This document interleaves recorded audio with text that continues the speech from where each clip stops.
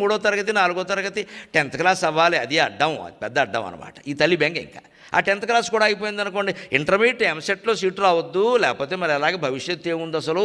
అందుకే టెక్నో స్కూల్లో చేర్పించారు, 2 ఎకరాలు అమ్మేసి చేర్పించారు.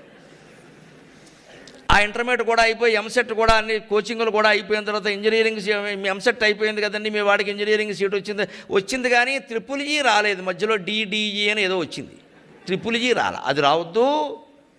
EEE కూడా వచ్చేసింది అనుకోండి, బాగుందండి, మంచి సీట్ వచ్చిందంటే వచ్చిందండి, ఇంజనీరింగ్ అవ్వాలి కదండి, క్యాంపస్ ఇంటర్వ్యూ అవ్వాలి, ఉద్యోగం రావాలండి, అదొకటి. క్యాంపస్ ఇంటర్వ్యూ కూడా అయ్యాక మన వాడు సెలెక్ట్ అయ్యాక వస్తే వచ్చింది కానండి, TCSలో రాలేదండి, CTSలో వచ్చింది.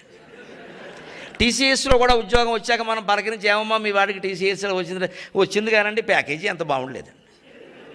ప్యాకేజీ కూడా సరయ్యాక మీ వాడికి 40 లక్షల ప్యాకేజీ ఇట్ట ఏకంగా నెలకి 3 లక్షలు పైన పడిందమ్మా, బ్రహ్మాండంగా ఉంది, బాగుంది కదా. ఏమిటోనండి ఇవన్నీ వేసరికి 30 ఏళ్ళు వచ్చే మా అబ్బాయికి పెళ్ళి అవ్వట్లేదండి. ఏదో మొత్తం మీద కష్టపడి గంత తగ్గ బొంతను ఒకదాన్ని తీసుకొచ్చి కట్టి పారేసాక, పెళ్లి కూడా ఈ క్యాటరింగ్ పెట్టాక మనం భోజనానికి వెళ్ళి మొత్తం మీద పెళ్లి చేసేసారండి అంటే, బాగుందండి, బాగుంటుంది, దంపతులు బాగుండాలి కదండి, మళ్ళీ అదో కూడా ఇక్కడ పెళ్ళినాడే సెంటిమెంట్, మన కాలం కాదండి అంటూ. అందుకని వాళ్ళు కూడా బాగున్నాక 2 ఏళ్ళు కలిసాక 3 ఏళ్ళు అయ్యాక, ఏమంటే మీ కొడుకు కోళ్ళు అంతా బాగున్నారంటే, అంతా బాగానే ఉన్నారని. ఏమిటో మా కోడలు నీళ్ళు వేసుకోలేదండి. ఇంకా అసలు ఈ అత్తగారు నీళ్ళు వేసుకోకుండా ఉంటే ఈ గొడవ ఏది లేకుండా ఉంటుంది. ఇదేనండి మన కోరికలు. ఐశ్వర్యం ఉన్నంత మాత్రం సరిపోయిందా? సంతాన లక్ష్మి అంటాం. సంతానం ఉన్నంత, ఒక సంతానం ఎక్కువ మంది ఉండేవాళ్ళకి మళ్ళీ ఐశ్వర్యం ఉండదు. ఐశ్వర్యము సంతానం అన్నీ ఉన్న వాడికి చదువు రాలేదనుకోండి, డబ్బుకు రావట్లేదండి, మా వాడికి చదువు రావట్లేదండి అని ఇంకాస్త మంచి స్కూల్లో చేరుతాం. వీడు ఎంత అజ్ఞాని అంటే డబ్బును బట్టి చదువు వచ్చేస్తుంది అనుకుంటాడు. మంచి స్కూల్ అంటే డబ్బు ఎక్కువ తీసుకునే స్కూల్. మంచి స్కూల్ అంటే మన ఉద్దేశం అదే, ఎన్ని లక్షలు వసూలు చేస్తే అంత గొప్ప స్కూల్. అందుకని ఇంకాస్త డబ్బు కడితే చదువు వస్తుందా? అలా అయితే చాలామందికి వచ్చేది. అంచేతన మనం గ్రహించవలసింది, లక్ష్మీదేవి విహరించింది, వెళ్ళింది, ధాన్యలక్ష్మిలోకి వెళ్ళింది అంటే అర్థం మనం పిలవకుండానే దేవతలు వస్తారండి. మన మనస్సులో భక్తి ఉంటే మనం రమ్మని అడగక్కర్లేదు, వారు వస్తారు, వారి పని వారు చేసి వెళ్ళిపోతారు. ఆ స్వప్నం గురించి చెప్పాలా వద్దా? క్షుధీరం రాగానే లేదా ఎవరికైనా రాగానే చెప్పాలా వద్దా? బడాయి అనుకుంటారేమో, నీకు లక్ష్మీదేవి కనపడ్డేప్పుడు ఊరికే చెప్పేస్తున్నావు ఏదో అంటారేమో, చెప్పాలని అనిపిస్తుంది ఏదో కొంచెం గాబరాగా కూడా ఉంది. ఎందుకంటే ఊళ్ళో రకరకాలుగా ఎవరితోనో చెబితే అలా రాకూడదు దేవతలు అని ఏదో చెప్పేస్తారు వాళ్ళు. ఇక్కడ దానికి ఏదో శాంతి చేయించే ఒక 50,000 అవుతుంది ఈ శాంతికి. దీంతో వీడి శాంతి ఇక్కడ 2 ఎకరాల శాంతి అనేవో చెప్పేస్తారు రకరకాలుగా. ఎందుకంటే చెప్పాలా వద్దా అని ఎవరికి చెప్పబోయినా భర్తకి చెప్పాలి కదా అని రాగానే ఆయనకి చెబితే ఆయన విని ఆశ్చర్యపోయి, నువ్వేమీ సందేహించవలసిన అవసరం లేదు, ఎవరో మహానుభావుడు దేవలోకం నుంచి దిగి మన కడుపున పడుతున్నాడు, లేకపోతే లక్ష్మీదేవి లాంటి ఆ ఇల్లాలు రావడం, నువ్వు చెప్పిన తర్వాత నేను వెళ్ళి ఊళ్ళో విచారణ చేశాను, ఎవరు అటువంటి వాళ్ళు ఎవరు లేరు, ఇక్కడి నుంచి వెళ్ళిన వాళ్ళు ఎవరు ఎక్కడికి వెళ్ళారో తెలియదు. అందుకని అమ్మవారు వచ్చింది, మాయమైపోయింది, కానీ మన గర్భంలో పడేది సాక్షాత్ విష్ణువంశ సంభూతుడు ఎవడో పడుతున్నాడు, మనం జాగ్రత్తగా చూసుకోవాలని చెప్పి సరిగ్గా ఆయనకు వచ్చిన స్వప్నం కూడా చెప్పాడు.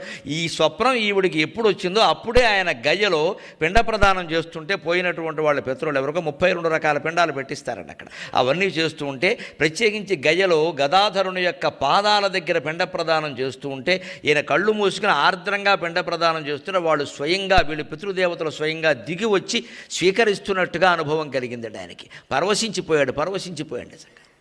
అందుకే మొహమాటం లేకుండా చెబుతున్నానండి, కులభేదంతో నిమిత్తం లేదు. ఏ కులం సంప్రదాయం ప్రకారం ఆ కులం వాళ్ళు పితృకార్యాలు తప్పనిసరిగా చెయ్యాలి.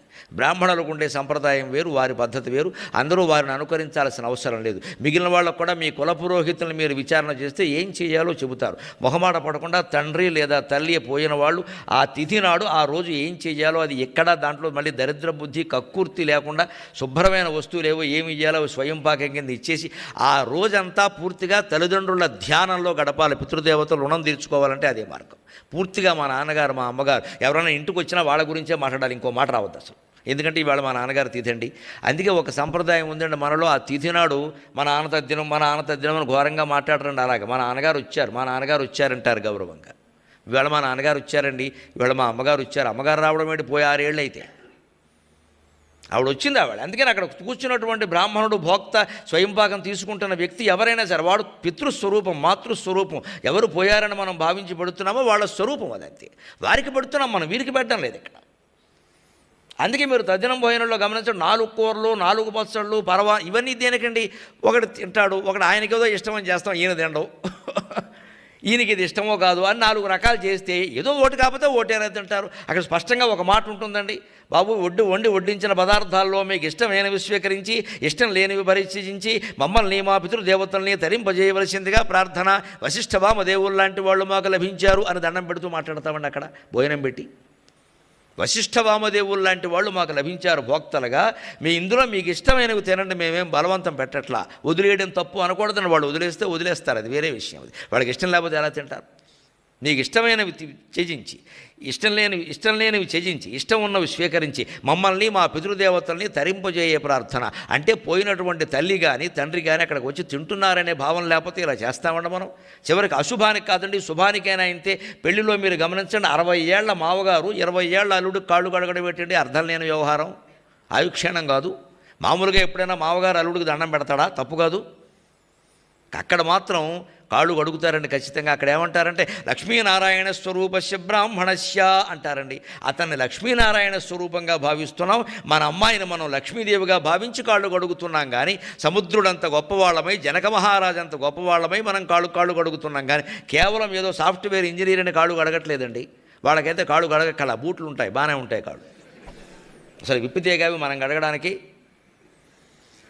సాఫ్ట్వేర్ ఇంజనీర్తో కాళ్ళు కడగక్కల, శ్రీ మహావిష్ణువు కాబట్టే కడుగుతాం. అంటే భావన ఎప్పుడు హిందూ ధర్మంలో గొప్ప విషయం అండి ఈ భావన. భావన భావన భావన లలితా సహస్రంలో మనం మూలాధారైకనయ బ్రహ్మగ్రంథి విభేదిని, మణిపూరాంతరయుత విష్ణుగ్రంథి విభేదిని, ఆజ్ఞాచక్రాంతరాళస్థ రుద్రగ్రంథి విభేదిని అని చదువుకుంటూ పోవడం కాదు. మూలాధారైకనయ బ్రహ్మగ్రంథి విభేదిని అంటే కళ్ళు మూసుకుని మూలాధారం ఉండే ఆసన స్థానంలో ఆవిడ బ్రహ్మగ్రంథిని ఛేదిస్తున్నట్టుగా భావన చేయాలి. ఇమేజినేషన్, భావన చేయాలి. అంటే సావకాశంగా చదవాలి. అంటే 10 సార్లు చదవడం, 20 సార్లు చదవడం, పూర్తి చేయడం, ఈ నియమాలు పెట్టుకోకూడదు. ఇదేమి గిన్నిస్ బుక్ రికార్డు కాదు.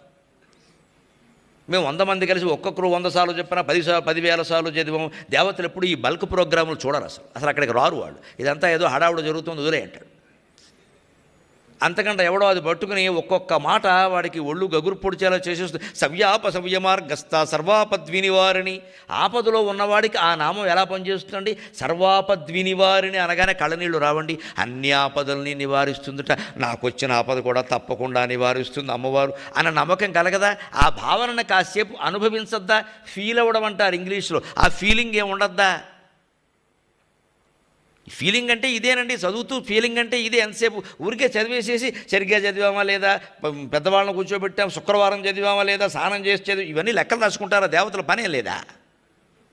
నువ్వు ఏ చీర కట్టుకున్నావో, స్నానం ఎన్నిసార్లు చేసావో, పక్కన ఎవరున్నారో, దేవాలయంలో చదివావో, బస్టాండ్లో చదివా, ఇవన్నీ పెద్ద విషయాలా? సర్వాపద్వినివారిని అంటుంటే బాధ, భావన కలగట్లా. అలాగే ఒక వ్యాధితో ఉన్నవాడు లలితా సహస్రం చదువుతుంటే సర్వవ్యాధి ప్రశమని సర్వమృత్యు నివారణి అంటుంటే ఆ వ్యాధి ప్రశమనమైనట్టుగా మనం భావన చేయొద్దా? భావన చేయకపోతే ఎలా తగ్గుతుంది? ఊరికే మంత్రం చదివేసి తగ్గిస్తుందా? ఒక మందుబిళ్ళ మనం వేసుకుంటున్నామంటే మందుబిళ్ళ మీద విశ్వాసమే కదండి.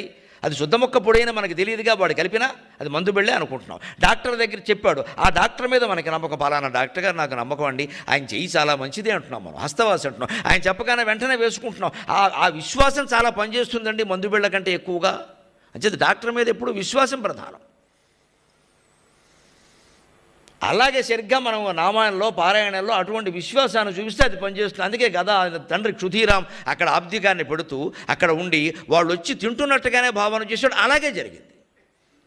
అంతేకాదు ఆ రాత్రి గయాక్షేత్రంలో శయనిస్తే ఆయనకి శ్రీ మహావిష్ణువు స్వప్నంలో కనిపించాడు. ఎంత అదృష్టం చేసుకున్నాడండి నిజంగా. మామూలుగా కథ కనిపించి నీ కడుపున పుట్టబోతున్నానయా ధర్మాన్ని ఉద్ధరించడానికి, పిల్లాన్ని జాగ్రత్తగా పెంచే, నువ్వు పేదవాడివేనా జాగ్రత్తగా పెంచే, సత్యానికి కట్టుబడ్డావని నీ కడుపున పుడుతున్నానయా. మనం గుర్తుపెట్టుకోవాలమో పిల్లలకి సత్యాన్ని మాట్లాడడం అలవాటు చేస్తే మనం కూడా అబద్ధం ఆడకూడదనే నియమం పెట్టుకుంటే బంగారం లాంటి సంతానం కలుగుతారు. మనకు కాదు, వాళ్ళకేనా తరతరాలకి అటువంటి వాళ్ళే కలుగుతారు. సత్యానికి అంత స్థానం ఉంది. సత్యం నుంచి పక్కకి వెళ్ళబట్టే భారతదేశం ఈవేళ హీనస్థితిలో పడిపోయింది. సత్యమేవ జయతే సత్యమేవ జయతే అని పైన రాసుకుంటున్నాం. సత్యాన్ని మనమే కావాలని కూనీ చేస్తున్నాం. అనేక రకాల వ్యవహారాలు వాళ్ళు అలా కట్టుబడ్డారు కాబట్టి గయా స్వప్నం నిజమైంది. అలాంటి వాడే సరిగ్గా 1836 సంవత్సరం ఫిబ్రవరి 17వ తేదీని శుభలగ్నంలో జన్మించాడు రామకృష్ణ పరమహంస. రామకృష్ణాయతే నమః, రామకృష్ణాయతే నమః. అవతారమూర్తిగా జన్మించినటువంటి వాడు పుట్టినప్పటి నుంచి అదే ప్రయత్నంలో ఉంటాడండి. లెక్క మళ్ళీ ఎక్కడ తేడా రాకూడదండి. ఆయన ఏదనుకున్నాడో దాన్ని సాధించి తీరాల్సిందే. అందుకే ఆయన చిన్నతనంలో ఊళ్ళో నాటకాలు వేస్తూ ఉంటే వెళ్ళి చూసేవాడు, మామూలు ప్రేక్షకుడుగా చూసేవాడు. చూస్తున్నప్పుడు పౌరాణిక నాటకాలు, రామాయణ సంబంధం, భారత సంబంధం ఏది ఉన్నా సరే చూస్తుంటే అందులో లీనమైపోయి చూసేవాడు. ఇదే ఫీల్ అవ్వడం అంటే.